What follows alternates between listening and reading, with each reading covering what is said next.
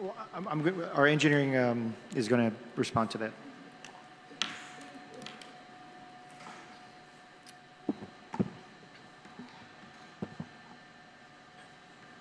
We have a combined distribution system where the wells pump directly into the piping that goes to domestic supply. And so it's fairly complicated to analyze other than a general area where exactly the water's going, because it's being blended in the distribution system from multiple sources.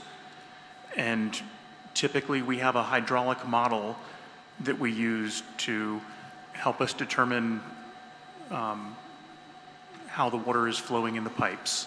And it changes throughout the day as the demand and production levels change.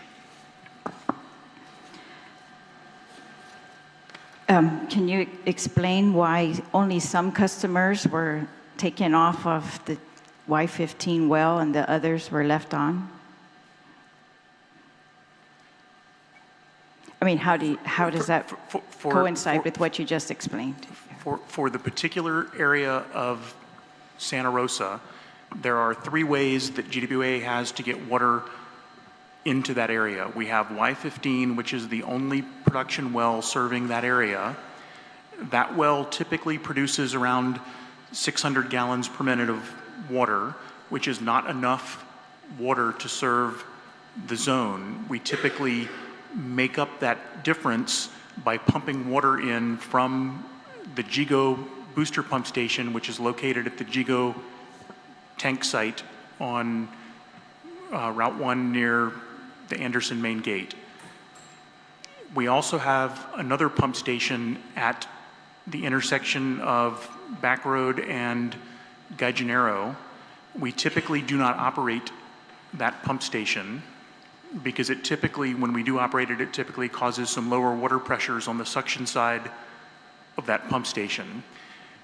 When the Dieldrin issue cropped up and we were looking at what possible things we could do, the operations personnel were able to close a valve just north of the Gallinero booster pump station on Back Road, isolating, basically turning the Santa Rosa zone in half, cutting it in half, and turning on the GIGO booster pump station, moving water not affected by Y15 from the GIGO zone into the southern portion of the Santa Rosa zone. So with the way the system was piped and plumbed and the pumping infrastructure that we had, we were able to take a number of residents off of the Y15 water by doing those system changes. Senator, if I may ask, I mean, this adjustment is not the norm, right? It was just something we were able to figure out, because of how the piping is. But this is not how we would normally operate the Santa Rosa zone.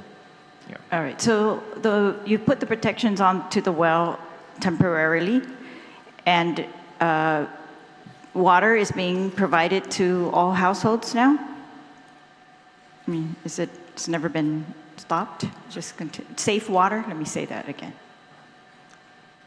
The water leaving Y15 is now being treated and is non-detect for Dieldrin. All right. There's been an emergency water outage almost every day on my phone from GWA. Is this exacerbated by this Dieldrin situation at all? Or is it causing it, or are they related? And also low water pressure in some of the villages? I'm going to say there's no connection between the Dieldrin issue and the outages. A lot of the outages are due to mainline breaks that our crews just have to go and make the repair and then get the water back up and running. All right. And so all the wells that have been tested, you told us there's like 60-some% that have some Dieldrin, but not on the caution level yet. Those are continuing to be monitored regularly? How regular? The entry points to the distribution system are tested quarterly. Quarterly? And why, none of the 3 listed here is the Camp Blas that Simon Sanchez was talking about. Why is he talking about Camp Blas. Do you test on the military bases as well? The military has their own water system. They do their own testing, and we're not privy Are to you that able to do that? data. Are you able to do that? Well, do you get the results? Guam EPA You gets do? the results, but GWA does not. All right, so what does he mean about Camp Blas? I'm not sure what he's referring to He with was Camp saying that Blas, levels of Camp Blas were very high as well for deodorant, but I've never seen that in the paper. we haven't. Are you aware of that, GWA? All right. So just to let you know, Anderson and Navy were both informed in a July 2025 letter that they were subject to the interim action level to start monitoring for deodorant in their waters. All right, and they give you the results. They will. All right, thank you, Mr. Chair. My time is up. Thank you, Senator Lai. Senator Harris. Yeah, thank you, Mr. Chair. So yeah, that's my concern is that where does this water go? Because it would seem it's blended. So the water coming from Y15, does it reach throughout the island, or where does it stop being sent? Can you give a definitive answer of that? On back road to Anderson in the vicinity of Windy Road, there is a pressure regulating valve that is normally kept closed, and the Gaijanero pump station is normally kept turned off, and so those are boundaries that we enforce on the piping that create that Santa Rosa pressure zone. So under normal operating conditions, the only sources of water going into the Santa Rosa zone are Y15 and the water that we move in from the GIGO tank site using the GIGO booster pump station. And that booster pump station is set on a variable frequency drive with a pressure set point that the operations personnel use to keep the appropriate level in the Santa Rosa tank. Can I also just my name is Evangeline Lujan, I'm the Senior Regulatory Analyst. I just wanted to make a little bit of a correction on the frequency of well testing, and it's just dependent on, they're not always tested every quarter, not all of them every quarter. It just depends on the constituent that we're testing for. Some of them are required yearly, some of them are required every 3 years, so it's different. But we do get regular testing for majority of the wells quarterly, but not all of them. But for deodorant, we are going to be testing very frequently, so that data will be published on our website as well as sharing it with Guam EPA. But may I just add something as well, since I'm here? One of the things that is very concerning to us is that we do have a wellhead protection, and that wellhead protection is really to manage development around each of the wells. And this deodorant issue is just something that is something that now we see as a result of uncontrolled development happening out there, that really we need to have stronger regulations regarding the type of development around GWA's wellheads. And so I know that in some instances, even in previous bills that have been proposed here or brought up to this body, sometimes we have a very difficult time expressing the concern that we have related to some kind of uncontrolled development. Illegal dumping is a big issue that we see. We don't know if this illegal dumping, especially around the GIGO area, is a cause of some of these emerging contaminant concerns. But this is something I think that we really as a community need to really concentrate on how we can address these and provide the appropriate resources to Guam EPA so that they can go out and enforce those regulations. The other thing is that I want to let the public know that GWA on a daily basis goes out to test the water within the distribution system. I know today we talked a lot about the testing of the wells, but in addition to the wells, we also test the water within the distribution, the water that comes directly to your house. And so that is done throughout the entire island twice a month. We have a very vigorous schedule that we are required to do as a requirement under the Safe Drinking Water Act, and so all of that data is always brought to Guam EPA every month we provide all that data. In addition, we also provide whenever there is a thing called, so today we're talking about deodorant, but on a regular basis we talk about, sometimes our wells have E. coli in it, where then we issue a boil water notice to all the residents that are affected by this. And so that is also something that is an immediate concern. We always try to find out what the source of that, because we do an investigation with Guam EPA on the source of E. coli or total coliform. When we get a hit within our wells on that, we try to find the source, and in some instances, and we have had this situation in Jigo, where we cannot find the source because either leaking septic tanks, illegal dumping, farms, a lot of ungulate, a lot of ungulates, so pigs, cows, everywhere, that contribute, especially if they're close by to our wells. And so a stronger wellhead protection needs to be developed or updated, because we do have that in place, but sometimes it's very difficult for us to control the type of development around our wells. So we really want to be able to work with Guam EPA as well as with this body on trying to control some of the development that is occurring, so that in the future, some of these other contaminants that we're not talking about today, we will not have the same issue in the future. So thank you. All right, thank you. So I wanted to follow up the question regarding distribution, because we know there's wells that have tested above, levels where it's neurotoxic. And so the 3 wells that were highlighted in this report today is Y15, D17, and M4. And so the concern is from constituents that I'm getting is, how far is this water reaching to other residents of the island? That's a question, one question.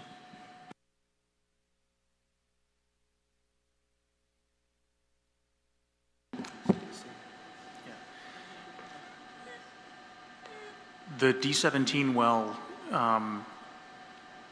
near the Northern Public Health Center is near a dead end on the distribution system piping, and so that water serves the immediate customers in that area and then travels north and picks up water from D18, D16, and some other wells that blend along the way as it goes into that area of the, I believe that's the Barragata pressure zone.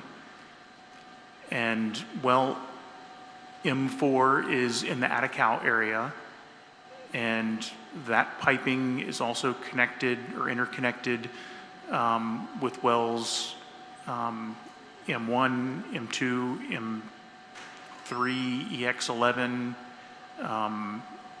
and a couple of other M-series wells in that area. So again, that water is being blended in the distribution system with those other wells serving that area, and then that piping is connected to the piping on back road. So what's the extent of, as far as residents getting this water? So you talked about it's going north or going east, or what is the distribution? Yeah, that's really a question that's only answerable with a water hydraulic model looking at where the water is going in the piping. Okay, so will it go south from where you're saying it's an endpoint? So it's picking up water. So for instance, D17 is picking up water from D18. Who gets that water? All the customers along the route of that distribution transmission line. So is Barragata one of those places?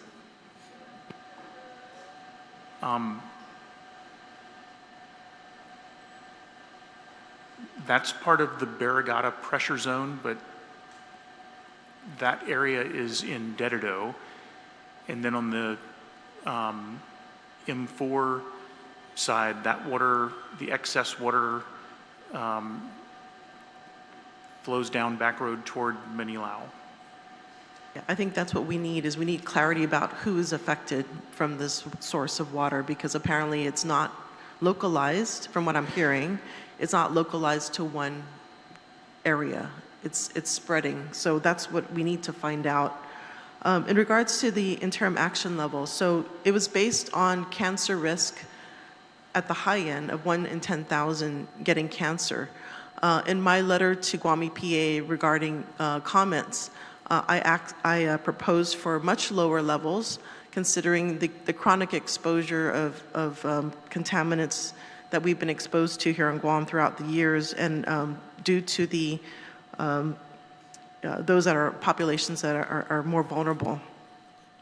And that's something I would like to see more towards a non-detect as you determine the MCLs for a permanent level. So was there any, with your toxicologist, was there any discussion about the neurotoxic effects, the effects to liver, immune toxic effects in bringing down that interim action level?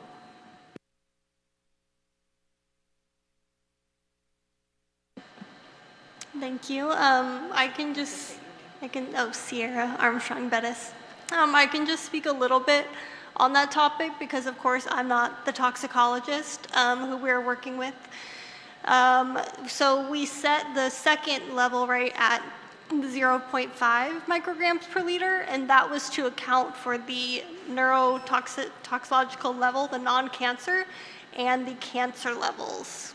So it was actually at a higher level is where you see the neurotoxicological. Yeah, okay, so effects. So the cancer level is a lower level, but again, the 1 in 1 million, or the 1 in 1 million would have been a 0.02, I believe. Is that right, 0.02? 0.002. 2 parts per billion, and that should have been, I felt, a better level than the 0.2 that you have currently. Because if you think about it, 1 in 10,000, that's how many residents of Guam versus 1 in a million, right? So we really need to be more rigorous in setting these levels, I feel, because we're different. You know, Guam's different from what you see. We just have more of a toxic burden. So the question for GWA, so there's 81 wells that you've detected, from what my understanding, or 83 wells, is that corrected, that have detect levels of dildrin?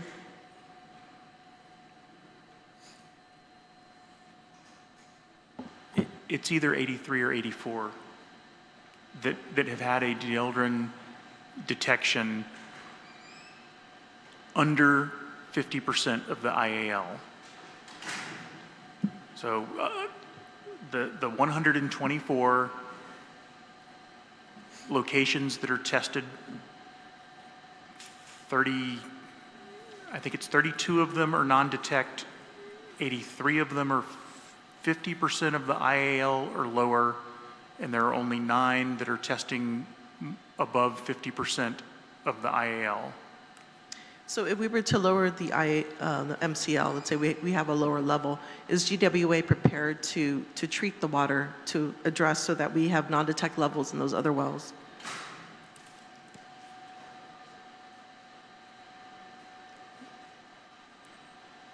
That will eventually be addressed when we get the PFAS treatment systems deployed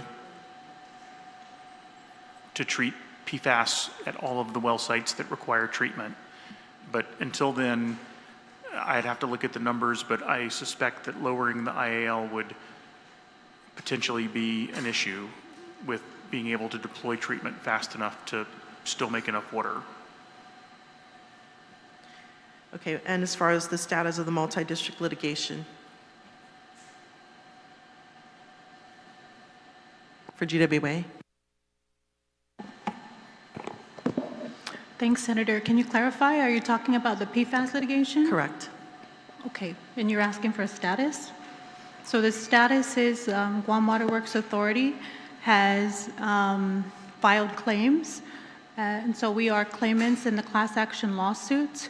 And to date, there have been 3 manufacturers that have entered into settlement agreements with the court in the multi-district litigation, and of those, I'm sorry, 3 plaintiffs, and of the, defendants. And of the 3 defendants, 3M is the only manufacturer who has confirmed settlement numbers.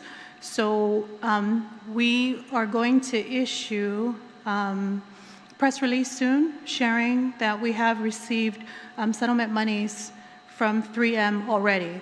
And so again, of the 3 plaintiffs that have confirmed and have had approved settlements go before the court in the multi-district litigation, only 3M has confirmed a settlement amount, and that's the status. And the other 2 defendants, although they've been approved for settlement, there have been no confirmed confirmed amounts announced, no disbursement schedule, et cetera. And that includes the DuPont Manufacturing Company, and then there's also Tyco and BASF, which is another set of manufacturers that are plaintiffs in the class action suit. Is that Andrew? Yes, thank you for that. And so we heard that the treatment for PFAS can also be used to treat dieldrin. And so how soon can that be used to, I guess, for these treatments to occur? Any timelines for that? Treatment of water.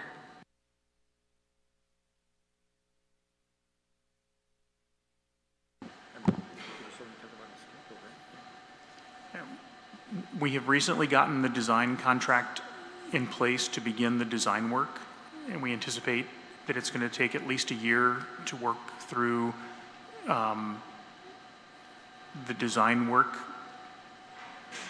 and then there would be a construction timeline following that. Again, because of the magnitude of the work that will be required to do this, we anticipate having these systems in place ahead of the PFAS deadlines, but that's 2029 or later. Okay, so question for Department of Public Health. So if you look at one of the slides that shows high rates, the expected rates, so one of them is 1.24 in Molesto. And I've noticed that there's trending in the southern villages. They're trending higher in Alahan and Satarina Sumai. Do they receive water from the north? From the Department of Public Health side, I wouldn't be aware of where the residents in the southern portion of Guam receive their water. Although I will say that some of those the incidence ratios might have been influenced by the small population size of those villages, which is why we were seeing a lot higher. Again, it will take a lengthier epi study for us to better assess that. Okay, the other thing is for Division Chief Nadeau, you mentioned that you were able to reopen some water vendors because they had alternate approved sources. Can you explain that a little bit more? Sure. First, let me clarify that our division, we do not regulate the water. We regulate the establishment that will receive the water and indirectly regulate the water that are used by the water vending machines. But even at that, the machine can only accept and use approved water, meaning water that's been approved for drinking by Guam EPA. And when we're first notified, prior to confirmation by testing, that these 3 water vending machines are able to actually process internally to remove dieldrin. We had instructed them to cease operation, but after the testing confirmed that they're able to process and remove dieldrin, we allowed them to open. Those 3 manufacturing establishments that currently not operating is by choice that decided not to find alternate water source to operate. But upon hearing that the well, that affected well, is now able to treat it. We just need to follow with Guam EPA as to whether we'll allow that facility to operate, to open up. I'm not sure if I clearly answer your question, but I'm more than happy to further clarify. Yeah, I guess my concern is because it seems like there wasn't a clear guidance as to determine when a well is okay to use. And in this particular, maybe if you can clarify, this particular water vendor was allowed to reuse or open up? Which particular establishment, ma'am? So in your presentation. Okay. So of the 11 permitted operation, only 3 are currently not in operation. Those that are in operation, they were allowed to operate because one, they were not using the water for consumption, or two, like water vending machines, they were tested and deemed able to process the water, and Guam EPA confirmed that, so we got their approval to have them open. And UP Elementary School, GWA did install the necessary system to remove deodorant from the water fountains and the sinks for the cafeteria. Yeah, so I'm just looking at your actual presentation. It states that DEH revisited the 3 affected water vending machines to inform them that the Guam EPA test results, which met standards, and allow them to reopen on September 30th, 2025. So my question is, because there hasn't been a clear guidance on how to determine whether a water source is good to use again, if that's clear, if that's my understanding, then how was this vending machine operation allowed to open and restore, I guess, continue supplying water? Can you clarify that? So I think the way that we were looking at approved water source under DEH was the inlet. So the connection from the utility provided water into those vending machines. And then after that inlet, it becomes public health's jurisdiction as a regulated food establishment. So if the source is not approved, and in this case it's under the advisory of do not drink without treatment, they did not consider it as an approved source, which is why they closed down that vending machine. But we know from after Mawar that these vending machines are equipped with the filtration system or reverse osmosis that can remove deodorant. So we tested the finished water, so the water that came out of the vending machine, to determine whether or not the deodorant was present.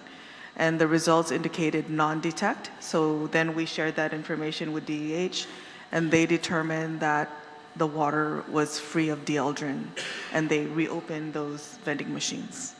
Okay, so basically they were able to have treatment, but it's not because of the source of where the water was coming from. Correct. The equipment itself provided the treatment. Okay, so that's something that I've also advocated, is regulations that need to be created for these vendors, which is also Guam EPA is authorized to do so.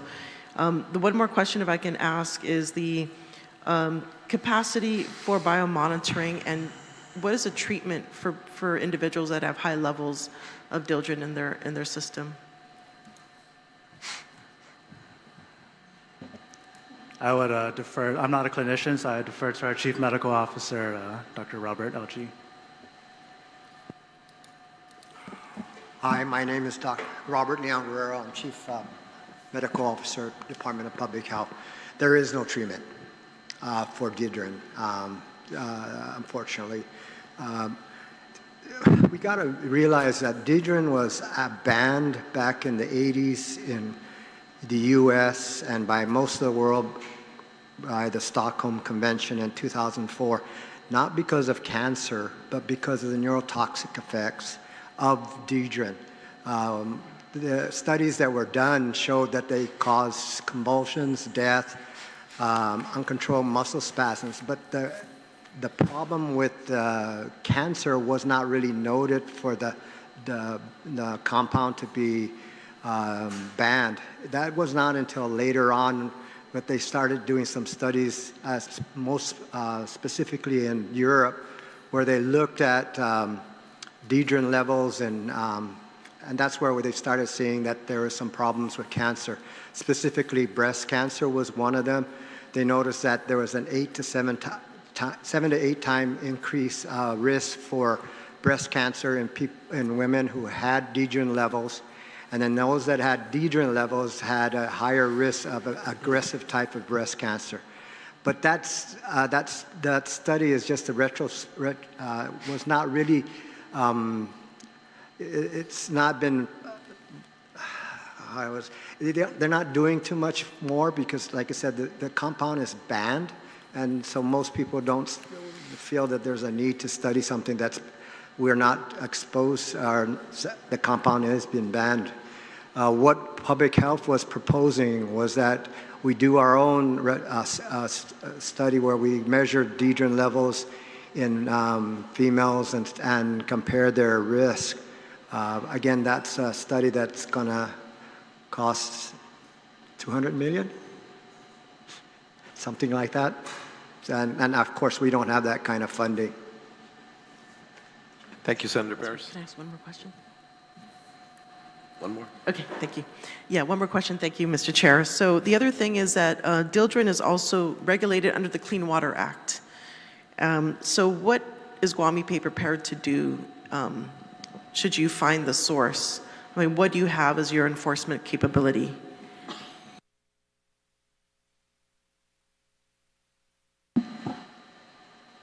It's not regulated under the Safe Drinking Water Act, and when we do find the source... Yeah, the Clean Water Act is what I said. Clean Water Act. It is mentioned in the toxic pollutants under GAR. Actually, it's in GAR. Right. So, yeah. Yeah, so we do also monitor under the total maximum daily loads in the under the Clean Water Act. So we have had detection in our recreational water. So we actually have, a report and approval on our actions on that end. But I don't know what we'll do when we find the source. I don't know whether or not there's any liability, that we could pursue. When we do find a source, we may never find a source. So I think that when we cross that bridge, and after the study is conducted, and we are either to, can determine or not determine a source, I think we'll have to cross that bridge when we come to it. Thank you. Senator Gubatauta. Thank you, Mr. Chair, and thank you to the panel for being with us this morning. I just want to go back to GWA if I could, because I don't have a lot of time, but is there any chance that Jigo is not the only affected village impacted via these 3 wells? Is it just Jigo only?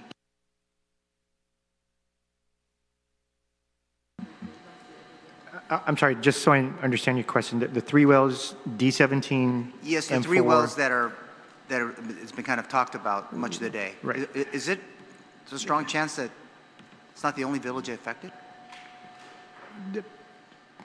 Yes, Jigo is not the only village affected because, like Brett was mentioning, Y15 is in like the back road Jigo area.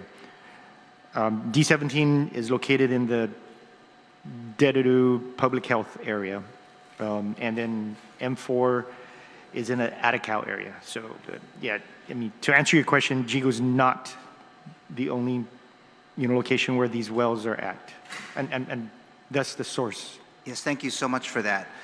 Is there any other resources that can help in the testing outside of Eurofins that were brought forward by GWA? I know we have our WERI at the university that, there's institutions all across this region, higher educational resources that can maybe help look at this idea or look at the deodorant in our water systems.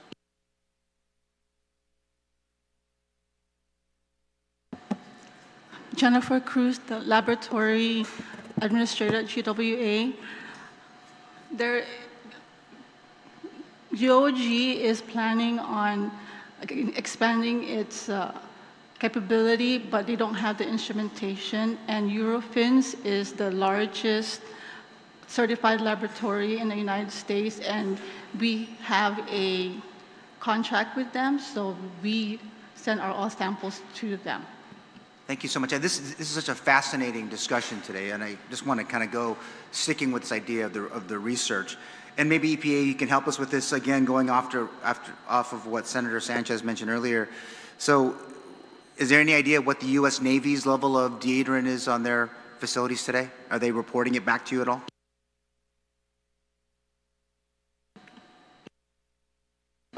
Could you repeat that question, Senator? What is the U.S. Navy's level of deodorant? Are they reporting it at all? So the last time they reported was in 2007. With all this happening right now, wouldn't a phone call to them and asking how that's coming along, would that be important in the discussion today? Absolutely, which is why we sent them a letter in July notifying them of the IEL and the requirement to test. Thank you so much for that. If I can, I just wanted to go back a little bit to Dr. Bob's kind of comments. What discussion, if any, has been put forward by Guam EPA, GWA, any relevant decision makers regarding the possibility of including a review of the medical concerns of residents impacted by short and long-term exposure to dieldrin, and to what extent can the assistance offered thus far from U.S. EPA support such an initiative if implemented or otherwise required perhaps by court order? Going back to the idea, it wasn't just long, it was in 2024, it was in this, if I recall it correctly in my research, on April 3rd, US EPA was in this room, I believe, and you reported that the Y15 water well had levels to cause liver damage. Enough, it was in your presentation. I know it wasn't in the discussion. Why put it if it wasn't an imminent threat to the people of Jigo? And could we study it, perhaps?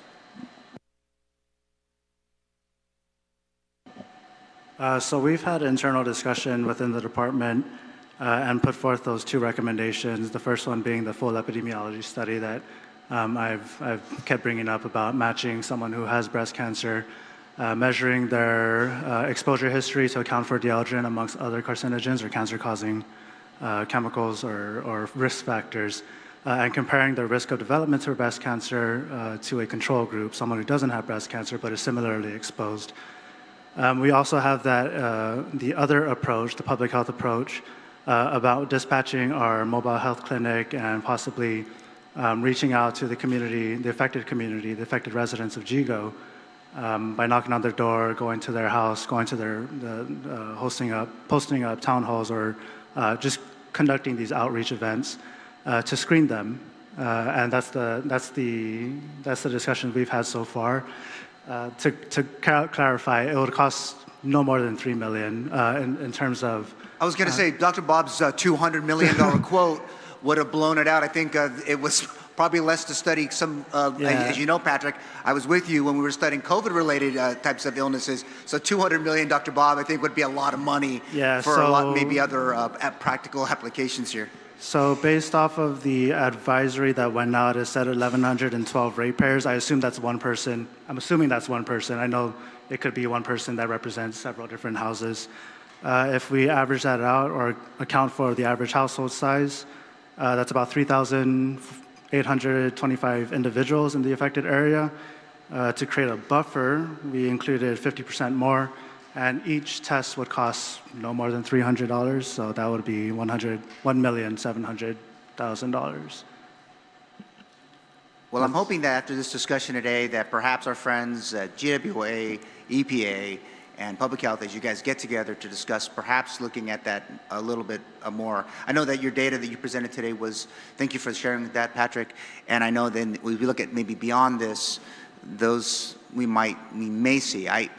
It's just as Simon mentioned earlier that, you know, when we stopped treating our homes, I don't know, I didn't build a home in Jigo after 1987 or the like, if it was even touched there, and other parts of the island where perhaps that was used. But as we, over the next 5 or 10 years, this might not be the only discussion we'll have. This might happen again. And I just want to say that for the record. Thank you, Mr. Chair, for the time. Oh, Mr. Chair, Madam Chair, and Mr. Chair for all of your work on this matter. Thank you.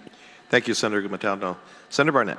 Mr. Chair, and Biba Betness to the people of Guam, and also want to just recognize that my colleagues and people of Guam who are wearing pink in support of breast cancer, survivors of breast cancer awareness today.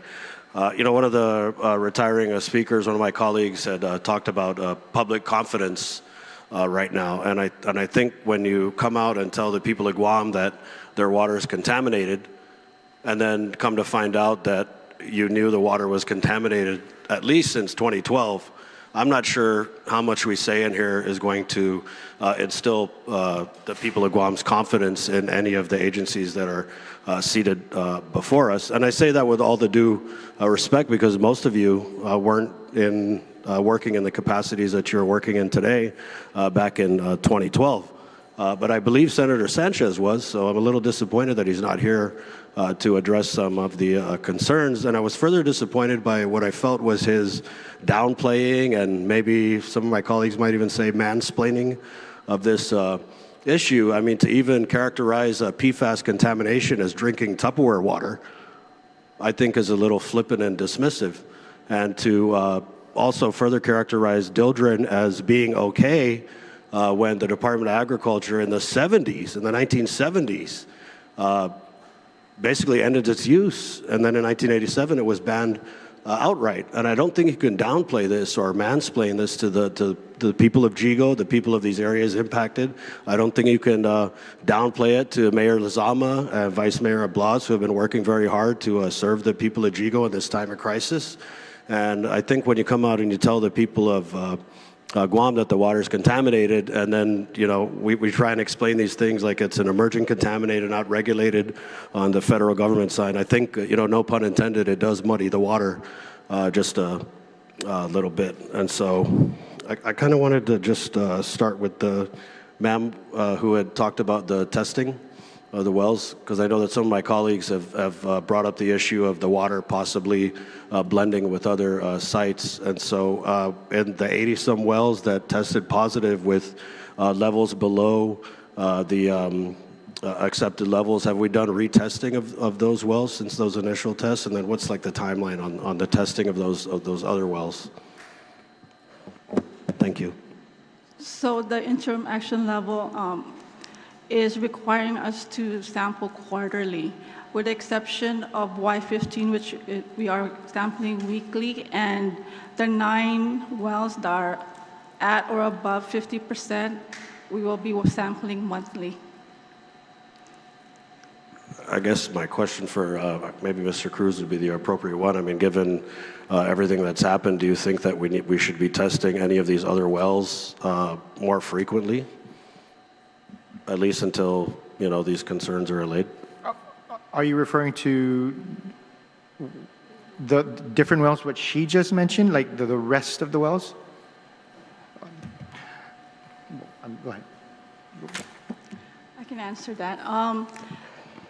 Testing it more frequently will not give us a more meaningful data because of groundwater systems being just gradual. The movement is gradual. So quarterly is the standard practice of testing because it covers all seasons and the different environmental conditions which will capture the changes.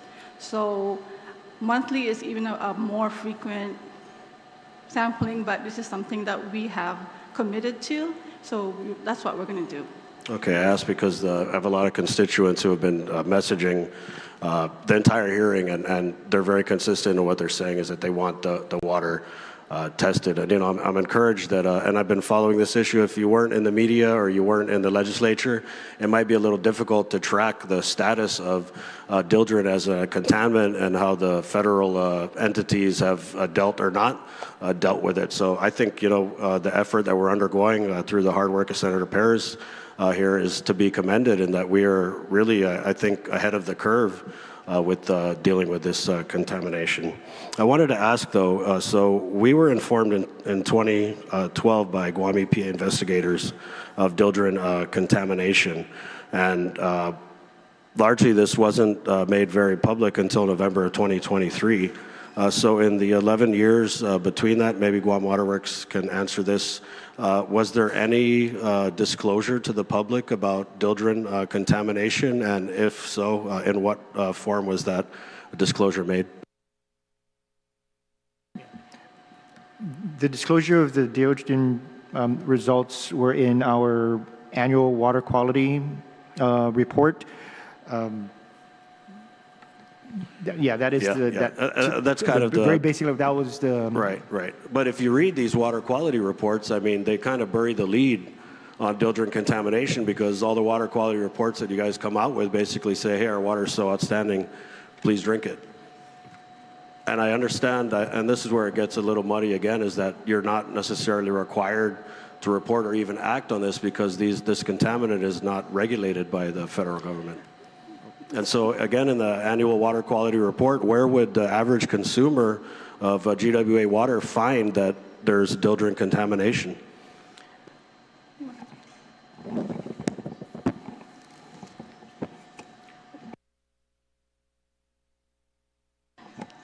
First of all, we state that the water is safe based on the regulations, so we met all the requirements and all below the MCL, so that's what we considered safe, and therefore that's when we report it safe to drink.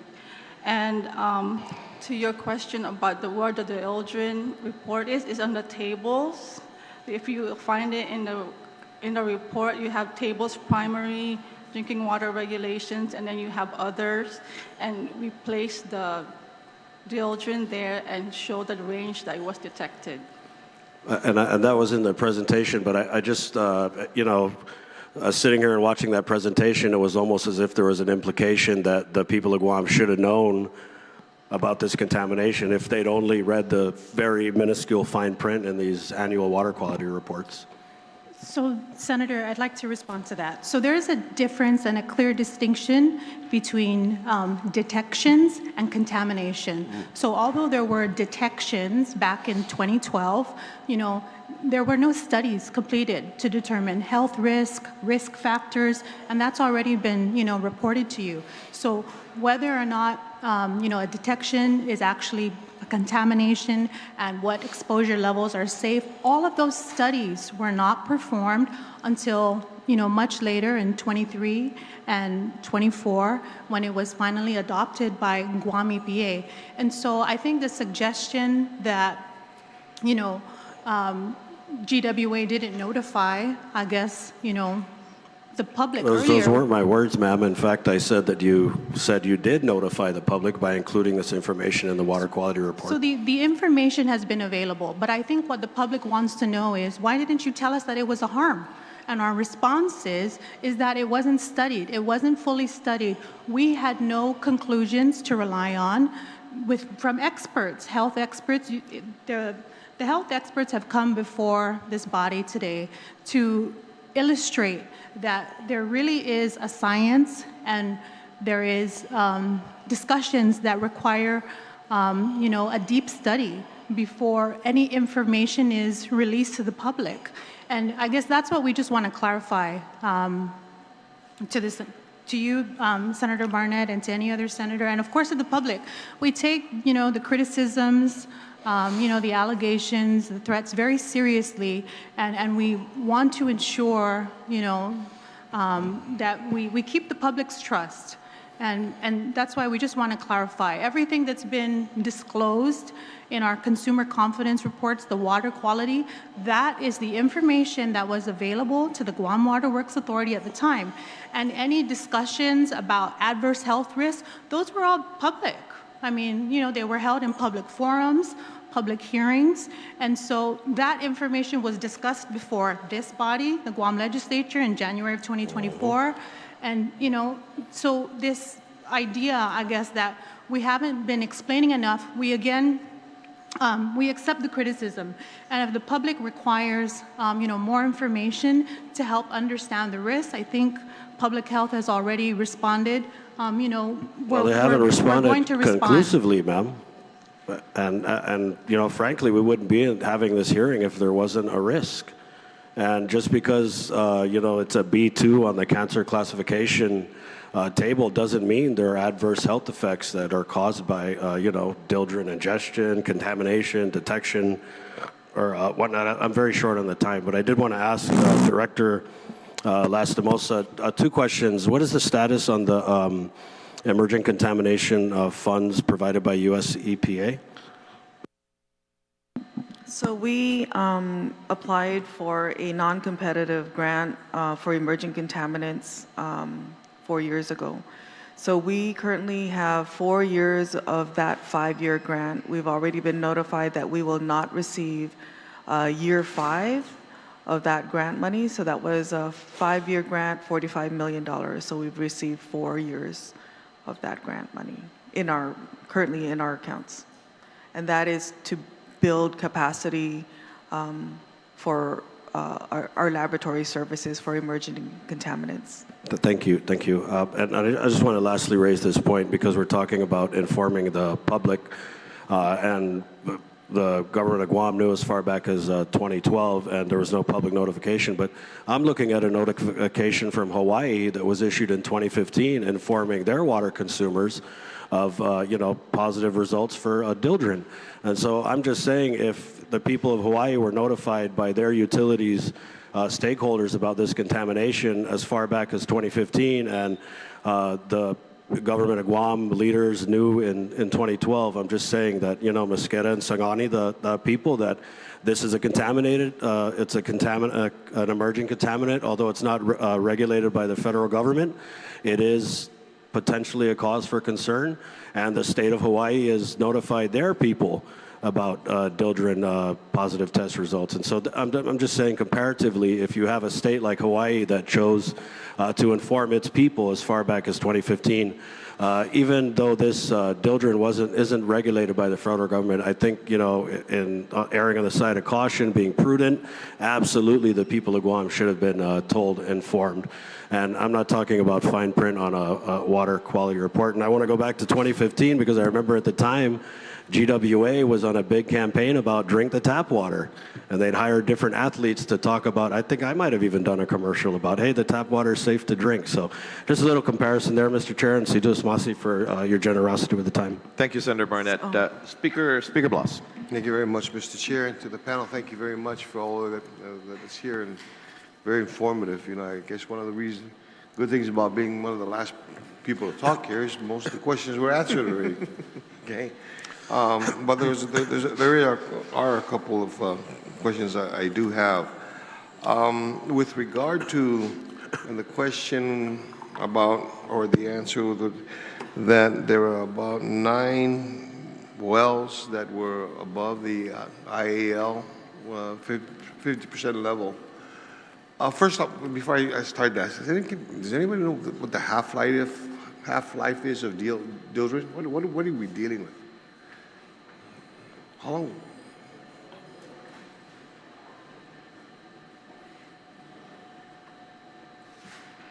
We don't know what the half-life is. Do we know what the half-life is of dildren? In other words, when it's exposed, how long does it stay toxic, or how long does it? Okay, can we check on that, please? Because I do recall in a discussion with Weary that it has a half-life of about 4 years. Mr. Speaker, I think we've got information that can be provided. Yeah, sure. So in a previous hearing that I had, there was stated that if it was left out in the sunlight for 20 years, it would disappear. Okay. That's what it was said. When was this banned? 1987. 1987. Do a little simple math here. That's about 40 years ago. Right? So if it's got a half-life of about 20 years, and you have banned it for 40 years, it goes to question as to, okay, how did it get in our system? How is it in our system 40 years later when it was banned, 40 years ago, when it only has a half-life of 20 years? So our theory is that, if it was used as a termaticide in building construction, that it was contained in the foundation. And so we believe that as these buildings were demolished, these foundations were uprooted, then it exposed the, dieldrin or those pesticides that were applied to the foundation, and is now in, not compacted soil, and could be easily washed through stormwater or as runoff in the loose soils. And I appreciate that, because then you're going to demolish a building, even if you've got a compound that is only have a half-life of about 20 years, you're going to demolish a building that's probably 50 years old, chances are that it's already lost its potency. Well, that's a discussion, and I know the investigative part comes later, okay? And I'm just sitting here, I'm doing the math doesn't equate. There was a mention, now I want to go back to the question as far as the 9 wells that have tested basically above the 50% level of the IAL. Are any of these wells, what's the connection of those wells that have tested 50% above to the 3 wells that we have in the 3 primary wells that in discussion today? Where are these wells located?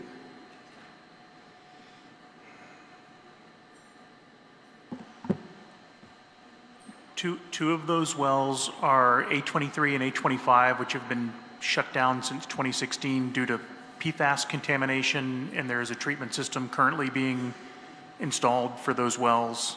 Where are they located? Pardon? Where are those wells located? Well A23 and well A25 are on Route 4, just uphill from McDonald's. Okay. Agania. Okay, so that's 2.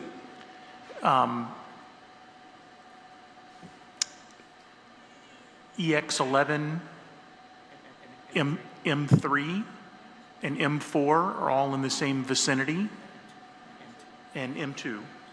So there are 4 M-series wells in the Atacao area that are over 50% of the IAL, but only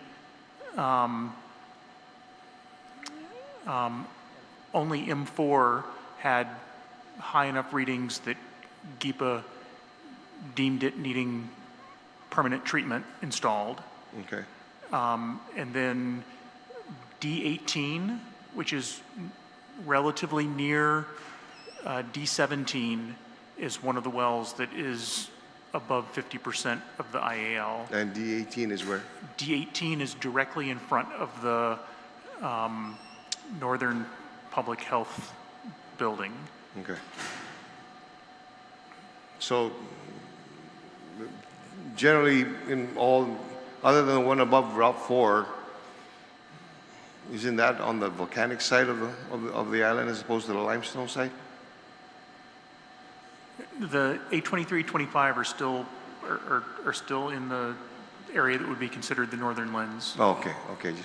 So how regular do you test now, the IAL, those 9 wells? Monthly. Monthly? And when was the last, in your last Monthly test? starting this month. Okay, okay. So when did you detect that these other 9, that you had these other 9 wells suspected or above the 50%? When were they determined to have that? The 4 values that we used for the running average was from 2021 and 2024 data for those 4 quarters. Okay. You know what was interesting, my last question is interesting, and it's found page 11 of your presentation, and it says on October 17, GWA received initial sampling results indicating that the GAC treatment is effective with no deodorant detected in water after GAC treatment. So the question that I have here is so the testing is done after the process or as it comes out of the ground? Before and after. Before the GAC system. Okay. And after the filtration. Okay, so you were very careful here to say that it was detected, there was no detection after the GAC treatment. Was there detection before that? Yes. Okay, at what levels? 1.6 and 1.7. And so when it after the treatment, what was the levels afterwards? Non-detect. Pardon me? Non-detect, no detection. Non-detectable. Okay. So there is then that while the treatment is effective, there's still the concern that the water coming out of the ground is still contaminated. Am I correct? That's correct. Is that the same with the 50% of the other 9? Or did you, was that tested just coming straight out of the water, out of the ground? That results, the one with the detect of 1.6 and was from Y15. So, yeah, that's the one critical well we have the interim treatment on. Okay. I just wanted to clarify. And this was on October 17th. So October 17th, while we found a treatment system that would be able to mitigate the contamination, on October 17th, there were still levels far beyond what we now deem as unacceptable. When do we establish that threshold of being non-acceptable, knowing that we had this since back in 2012? The interim action level was approved by our board in November of 2024. Okay, but there could have been levels at 1.6 and above since as far back as 2012. It's possible, correct, yes. It would, I guess, depend on their data. Okay, but that's just more so on the EPA side as opposed to the GWA side, right? And as far as the testing results? So they're required to test quarterly already for safe drinking water standards. So they have data taken every quarter for most of their wells. Okay. So who brought the concern up to who as to why we need to then develop the IAL? So when those US EPA, so that it's federal, so those federal investigators came to Guam, and then the one gentleman who also did the inspection back in 2012 said, oh, by the way, is there still dieldrin in your water? And so those of us who were, at the agency, well, what's dieldrin, and, what do you mean, is it still in our water? So, then we did our research, so this, we had to find this report. We also looked at historical, news articles. There was actually front page news in the Guam Daily Post in 2012 that talked about dieldrin, that reported on dieldrin on this report. And so, for those of us who were, new to our positions, we're like, oh man, this was actually, a concern back in 2012. So it was at that point when we were notified by this inspector that there was a problem, we started moving forward towards this IAL. So am I correct? Did I hear this correctly, that there is no national standard as far as the regulation of dieldrin?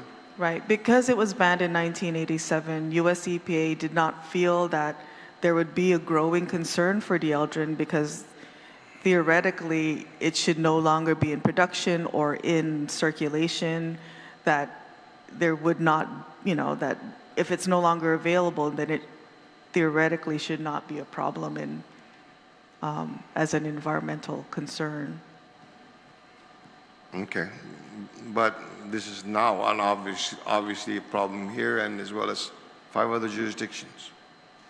And so what has been the communication? I mean, what's been your conversation with US EPA with regards to this? I mean, so we were in communication with them the whole time to develop this interim action level.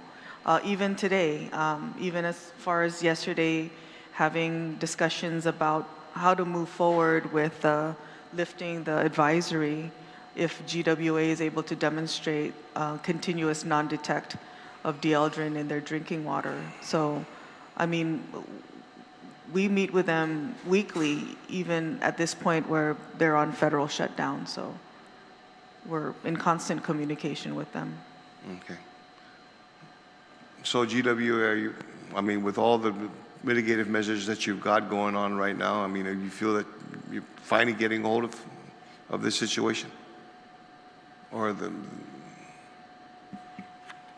I'm going to say yes. You know, with the results from Y15 non-detect, it's, you know, I'm going to say the ball started rolling to the treatments of the other facilities, but there's engineering behind it and procurement and contracts and whatnot.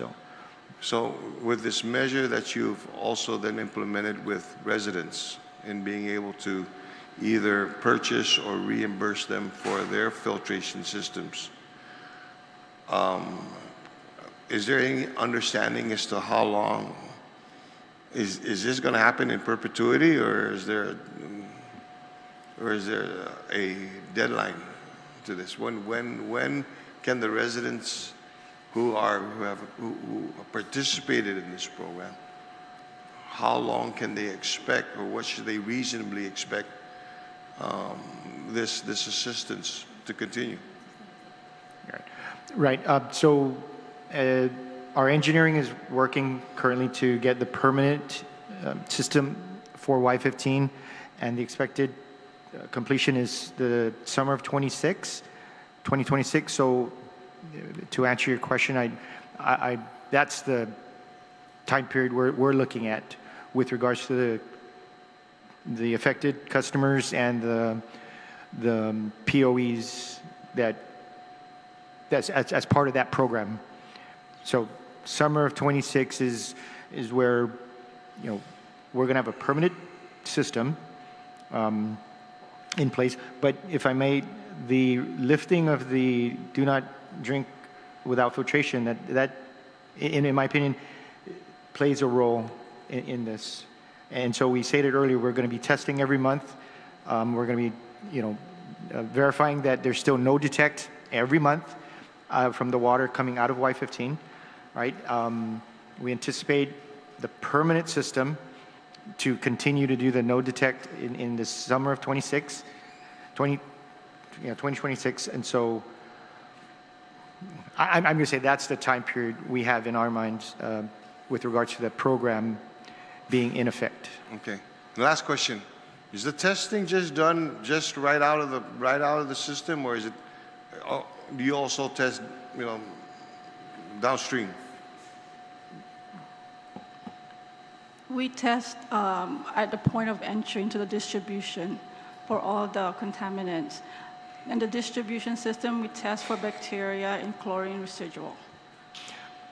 But if I may, because of this particular issue, the Santa Rosa zone, we have tested in the distribution system 8 sites, right? And we anticipate to do another round of samples and testing. So you do test downstream? I mean, correct. But in the system. In this particular Santa Rosa zone, but not like the rest of the island. Why not? Why not? Particularly for deodorant, kind of like what Jennifer had stated, we test for other contaminants, but specifically for deodorant, it's from the production well is where we test. Wouldn't it be prudent? You just finished saying other than Y15, there were 2 other lease wells that you have concern. Wouldn't it be prudent to be able to test downstream from those wells as well? Yes, it could be prudent, but like we stated earlier, D17 was shut off in July 31, and M4 was, recently. But to your question, I mean, would it be prudent? I mean, it's definitely something we can look into and confirm with our general manager. I mean, similar to what we did with the Y15 well. It would help with community credibility, I would think. Okay. Thank you very much. Thank you very much. Okay. Thank you much, Mr. Speaker. Senators, if I may. Oh yeah, go ahead. Just in the interest of public record and transparency, I realized Senator Barnes earlier mentioned that not everybody cares to look at the annual report, and it needs to be stressed a certain report. So I just want to make it clear that there are other pesticides that are detected in our entry point, in our wells, but they are well below the MCL. So I just want to make that clear because it seems like everyone here may think that there's only PFAS and dieldrin that we have to be concerned about, but there are others, and it's in the report, and one of them is chlordane. And that was one of my questions. One of my first questions, basically, is that what else is there that down the line those levels will become a concern. So, well, thank you for that. Panel, you're not dismissed yet, but we ask just to go back to your seats. We're going to listen to the residents and listen to their comments. And likewise, by 2 o'clock, we are not going to adjourn. We will recess at 2 o'clock, and we will convene again December 2nd at 2 p.m. Okay? This will be a continuous oversight hearing and been determined by the 3 oversight committees. On December 2nd, we would also be inviting Department of Agriculture to be a part of this discussion. So at this point, we want to call up the residents who have signed in. We have, is Teresa Lavelle, Alan Silvestri. We have from the Jigo Mayor's Office, Pedro Blas, and Mayor Francis Lezama, as well as Conchita Taitano and John Martinez. You can come up to, yes. We're okay?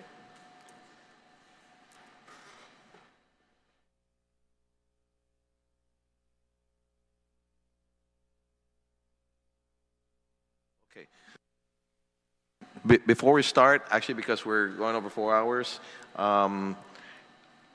video has to reset, so we'll take about maybe 2 minutes to reset, and then we'll start back.